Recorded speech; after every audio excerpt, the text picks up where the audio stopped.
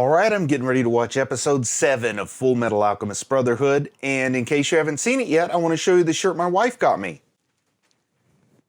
Can you see that? It's Alphonse, so I thought it was a pretty good shirt. It was an anniversary gift.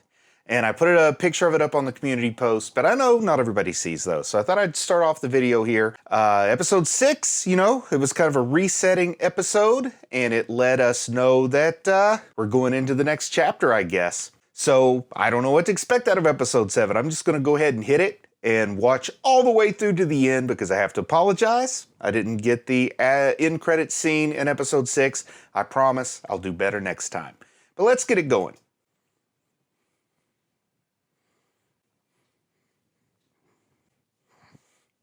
Jamming out to that theme song.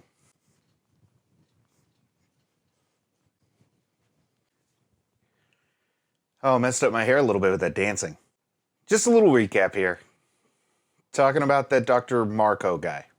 I'm actually really appreciating the recaps here with Fullmetal Alchemist Brotherhood, since I'm not watching it as many times as I watch Attack on Titan. Ho ho ho! And we start off, he goes to find the research materials, but it looks like the building's destroyed. Oh, we've got lust and gluttony again. But where's Envy? That was a cool character that was introduced to us, and then I want to know more about Envy. Of course, I need to know more about all these folks. Oh, Gluttony can smell the Ishval Scar. Oh, Lust says he's going to get to eat him. This episode is called Hidden Truths. That's the name of this episode. So I like that. Makes me think I'm going to learn some more secrets here. Maybe it is Scar's Hidden Truths, because we're seeing Scar here. Oh, we got some... Oh, no! Is Gluttony going to eat Scar here and now? Is Scar going to be able to defend himself against some kind of entity, whatever it is Gluttony is? Wow! He's actually did well there. Took off Gluttony's arm. Oh, wow. So down in the sewer, did Lust just put Scar to an end? Oh, Mustang wants to solve a case Central can't handle so that his value to the institution will go up. I like that. Although, bad things can come from that kind of ambition. Oh, wow. So I guess that explosion they just got reports of, yeah, that's where Scar was facing off against Gluttony and Lust. Oh, is that Scar's cloak? Yeah, so it certainly is going to give them the impression that maybe Scar died. Of course, there's no body. Maybe Envy will take on Scar's form. But yeah, he's smart there. Mustang said, we don't know that he's dead if we don't have the body. Don't let your guard down. Make an exhaustive search for the body. I like Mustang. He's got the right idea. If you can't see the body with your own eyes, they're not really dead. Oh. Gluttony's eating... Oh, it's Gluttony's own finger in his mouth. Okay. So they are telling us Scar got away. So he's able to pack enough punch to escape those two deadly sins. Whoa, Lust has a father to report to? I mean, who could her father be? Like the devil? Oh no! These two look like a sorry excuse for Armstrong. He's losing Armstrong as his bodyguard. He gets those two people as his escort. And even though there's two instead of one, Armstrong was a great escort, especially that tear-filled scene. Asking Alphonse about the suit of armor here. It's just what he does. They've got all kinds of curiosity about the Elrics here. They seem kind of like they're new to the staff as well, though, these two escorts. Oh, a mountain of books. I used to go to a comic shop that was like this. You could barely fit through the aisles of the comic shop because it was such a mess, to be honest. This triggering me a little bit. I'm having a flashback to Purple Earth. Oh, there's somebody buried under the books. Are they alive or dead? They're holding some glasses up on their pinky finger. Oh, she knocked over a mountain of books and got buried. This is cool. Who is this person? Oh, this is Sheska. Okay. Wow. She loves books. Oh, she got a job at the library, but all she did was read, so she got fired. Oh, man, it's such a sad story. Needs to get her poor sick mother into a better hospital. But all she could do is read books, so she can't get a job. I love this setup. Oh, wow, she got some low self-esteem there. Oh, he wants to know about those research notes. He's trying to recreate his own Philosopher's Stone. They were in the wrong section. She remembers them. This lady's amazing. She must have looked at every single book. Oh, the poor library burned up. Whoa, she's got this eidetic memory, so she has she can remember every single thing in the notes. This woman, this young lady, has an amazing skill. She remembers every word from everything she's ever read. That would be a very cool talent to have. But this makes Edward happy. Wow. She reproduced all those notes from memory? Took her 5 whole days? Wow. That is a very impressive skill that she has. Sheska, was that her name? Type menus. It's just daily recipes, but there's something hidden in there, right? There's a code or something he can crack, and it's actually the formula he needs. Maybe she's remembering something else. I don't know. But I feel like it's a code of some sort that he can crack. How in the world could somebody have a memory like that? Oh, he's paying her for all that. That's nice. What? He gave her his pocket watch? Oh, he gave it to his escort, not straight to Sheska. That's pretty cool that he has a budget for research like that. I think Sheska could be a handy friend to have around. She's impressed with the very high amount of money she got paid. Oh, so he believes it is encrypted, like I said, some kind of code. So he's going to crack the code.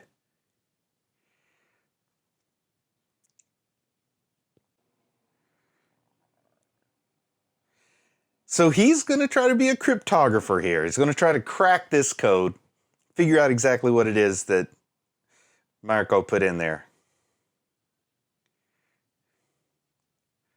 I think it's some cross-reference material there too. That always helps if you know where to start. I've always heard where you start is whatever symbol you see most often is probably E. That's all I know about cracking codes. So I wonder if the Sheska lady's going to stick around in the show for a while, because she has an absolutely useful talent. Their eyes are glazed over from reading over this. He can't figure out the code. Oh, poor Alphonse's rhino horn is cracked through the notes and into the table. Oh, maybe Sheska can crack the code. She's a smart person. She's probably read code books. Oh, wow, she used the money for her sick mother. I should have saw that coming. They have to admit to her they can't decode it at all. And she hasn't found a job yet. Things are so perfect. Oh, they're giving her some reassurances. I mean, it's weird that she has such a bad self-esteem when she has such an incredible talent.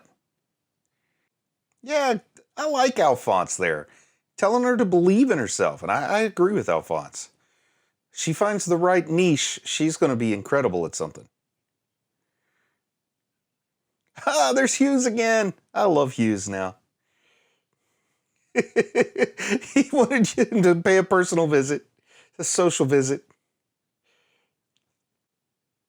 Oh, they still haven't even settled the poor dog girl case. So I think when that branch burned down, somebody knew that Edward was going to be going there looking for those records, right? Like, it's not just a coincidence that it burned down before he got there. Yes! So they're trying to get Sheska a job with the state here, the military. Hughes is going to fast track it too, get her a job. And with that great memory, and I wanted her to stick around for a while, didn't I? So this is it. Perfect opportunity. A win-win. They need an employee, she needs a job. Called him a kidnapper the way he drug her out of there. That was great.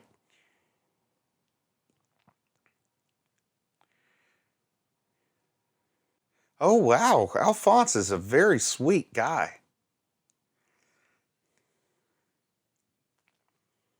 Yeah, Alphonse really is the heart of the duo.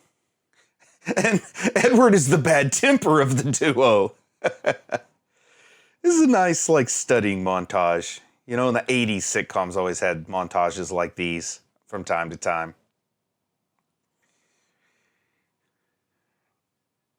Trying to study the big exam or to get that grade you needed so you didn't fail the class and you could go to prom, stuff like that. Whoa! It sounds like they're losing their marbles in the room there, at least Edward is. Oh, they've torn everything apart. They've gotten nowhere. Oh, wow. They cracked the code on day 10. Oh, no. They cracked it out, and there's something awful that they found.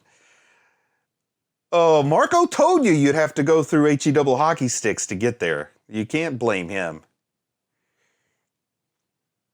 Oh, it's made from live people.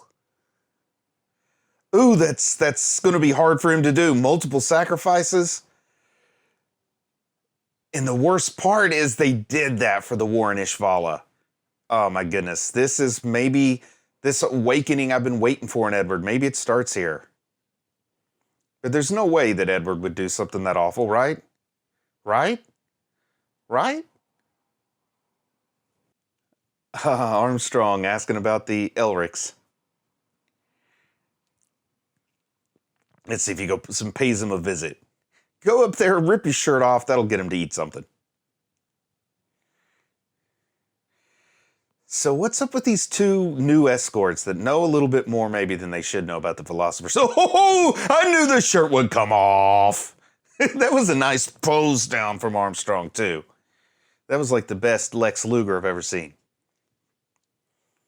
Man, this horrible, horrific discovery has just really kind of wiped Edward out a little bit. No appetite. He looks a little depressed. Imagine working so hard to find out something so distressing.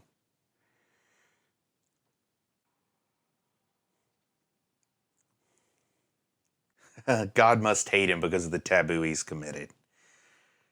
Man, not easy being Edward here. Kind of facing like you're not willing to do the evil thing you have to do to undo the evil thing you already did. Two wrongs don't make a right and all that. Oh, he was about to say something key and then somebody knocking at the door. You can't ignore Armstrong. Come on. At least he put his shirt back in for a moment. As someone in the comments said, he only wears his shirt for the joy he gets when he rips it off. The tears crying from his eyes there. Oh, they told Armstrong all the secrets when he flexed down on him, the pose down. You cannot resist the pecs of Armstrong glaring at you. So now Armstrong knows about live humans being a key ingredient. The truth within the truth. Maybe there's like a loophole or a caveat. Okay, so you're going to run with this, Edward. You're going to put that incredible intellect and horrible temper of yours on the job. And we're like most of the way through an episode with nobody mentioning that Edward's short or that he looks little. Oh, so now they're looking over a map that has some of Marco's laboratories on him. So this fifth laboratory caught his attention. Oh, it's sort of risky. The architecture, the structure's not safe. So that makes him think that's where it would be hidden, because it's next to the prison, and he used prisoners for his subjects, perhaps.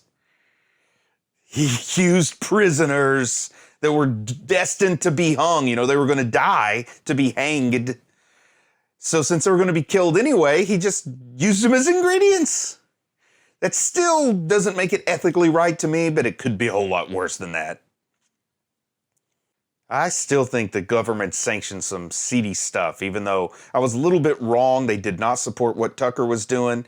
I still don't trust a government whose chief official is called the Fuhrer. Armstrong's on the case, too. Armstrong told him to zip their lips. I think when he tells you to keep your mouth shut, you probably listen to the big guy blowing steam out of his nose. He can read their mind. He knew they were going to sneak into this dangerous building, even though he's telling them not to. And here they go. As soon as he told them dare don't, they promised they wouldn't. And here they are next to the prison. Yeah, guard being posted outside of a condemned building is suspicious, Edward. I want to see how they sneak in here. If they use alchemy, it catches too. Oh, yeah, it's easy for Alphonse with those metal hands. He can climb up barbed wire, no sweat. A fast fact, you may not know this, but an empty suit of armor weighs less than a suit of armor containing a human. Oh, there's no way Alphonse can fit through that grate, through that little ductwork or whatever that thing is. That vent. Yeah. So, Edward, you're on your own. Oh, boy, this is a real die-hard moment coming up. And poor Edward just left sitting all by himself out in the alley or whatever. Oh, what's going on in here? What are these things? They look like suits of armor themselves. Ugh, the cobwebs would gross me out. I'd turn around, one small spider, I'd be screaming like a baby and getting out of there.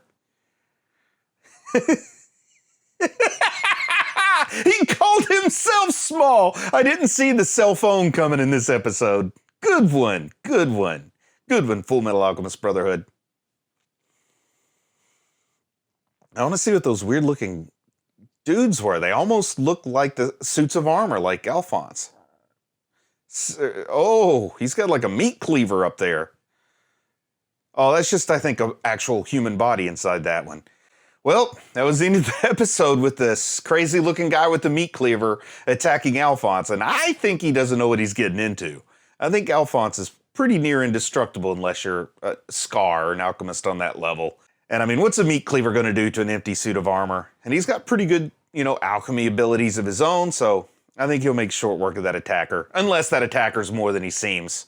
Like maybe another animated suit of armor, I don't know. I guess I'll have to wait till episode 8 to find out. But yeah, this was a fun episode, and it had Edward doing the cell phone, calling himself small, and then getting so sad and angry. We got, some classic Armstrong here.